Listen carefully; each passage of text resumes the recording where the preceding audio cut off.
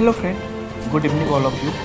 तो फ्रेंड, मैंने यहाँ पर अपने नोट्स को शेयर किया आप लोगों के साथ। मैंने जब बुक पढ़ा था और मैंने उससे नोट्स बनाया, तो मैंने सोचा कि क्यों नहीं आप लोग के साथ भी इस नोट्स को शेयर किया जाए। तो फ्रेंड, सबसे पहले आपको बुक पढ़ लेना है। बुक पढ़ने के बाद आप एक स्कैनर को डाउनलोड कर सकते हैं और उसमें स्कैन करके अपने कॉपी को, जहाँ आपने नोट्स बनाया था, उसको आप कन्वर्ट कर सकते हो वर्ड में। और वर्ड की मदद से आप किसी को भी अपने नोट्स के बारे में जानकारियाँ दे सकते हो। तो चलिए मैं आपको दिखाऊंगा आगे कि कैसे यहाँ पर वर्ड में कन्वर्ट हो रही है। तो यहाँ पर आप देख सकते हो फ्रेंड्स कि मेरी वर्ड में कन्वर्ट होने वाली है और मैंने यहाँ पर ओके कर दिया है। नीचे आप देख लोगे फ्रेंड, वो सर्कल राउंड कर रहा है। उसके बाद फ्रेंड उसके बगल में आ गया टेक्स्ट और मैंने इसको टेक्स्ट में कन्वर्ट कर लिया और आप लोग के सामने मैं अपने नोट्स को प्रस्तुत कर रहा हूँ। कृपया आप लोग अपना प्यार देना।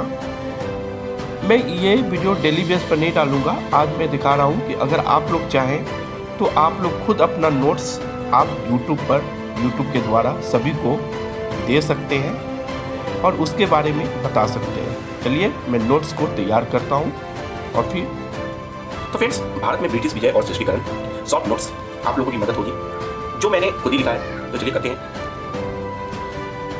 भारत में यूरोपीय कंपनी का आगमन कैसे हुआ था पुर्तगाली द्वारा, उसके बारे में कुछ हम लोग नजर डालेंगे। भारत में पहुंचने वाले में पुर्तगाली सबसे पहले थे। 1498 में पुर्तगाल के वास्को डी गामा ने भारत के पश्चिम तट पर स्थित कालीकट पर कदम रखा।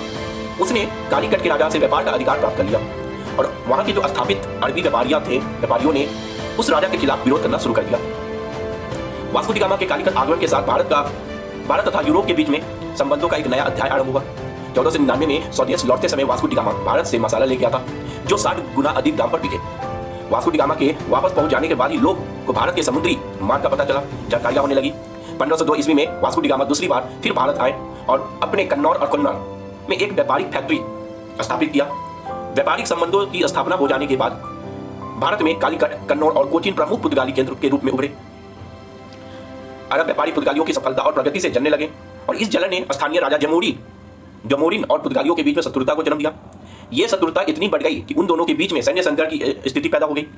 राजा जमोरिन की पुर्तगालियों ने हरा दिया और इस जीत के साथ पुर्तगालियों की सैनिक सर्वोच्चता स्थापित हो गई। पुर्तगालियों की 4 संकल्प थे। भारत में पुर्तगालियों का शक्ति का उदय कैसे करना था, पुर्तगाली शक्ति का पतन, पुर्तगाली शक्ति के पतन के प्रमुख कारण और भारत को पुर्तगालियों के प्रमुख देन। भारत में पुर्तगाली शक्ति का उदय कैसे हुआ। 1505 ईस्वी में फ्रांसिस्को डी अल्मीडा को भारत का पहला पुर्तगाली गवर्नर बनाया गया। उसकी नीति को ब्लू वाटर पॉलिसी कहा जाता था, क्योंकि उसका मुख्य उद्देश्य हिंद महासागर को नियंत्रण करना था। 1509 ईस्वी में फ्रांसिस्को डी अल्मीडा की जगह पर अबुल कर्क भारत में पुर्तगाली गवर्नर बनकर आए, जिसने 1510 ईस्वी में बीजापुर के सुल्तान से गोवा को अपने कब्जे में ले लिया। उससे भारत में पुर्तगाली शक्ति का वास्तविक संस्थापक माना जाता था।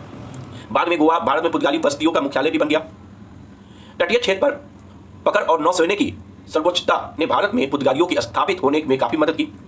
16वीं सदी में अंत तक पुर्तगालियों ने न केवल गोवा, दमन द्वीप और साल्सेट बंबई पर कब्जा कर लिया, बल्कि भारतीय तट के सहारे विस्तृत क्षेत्र को अपने प्रभाव में ले लिया।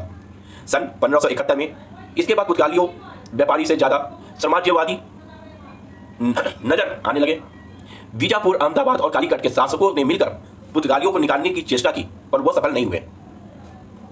1579 में मद्रास के निकट सेठ टॉमे बंगाल में हुंगली और चट्टगांव पर अधिकार करने में सफल रहे, परंतु पुर्तगाली भारत के विशाल क्षेत्रों पर अधिकार नहीं कर पाए।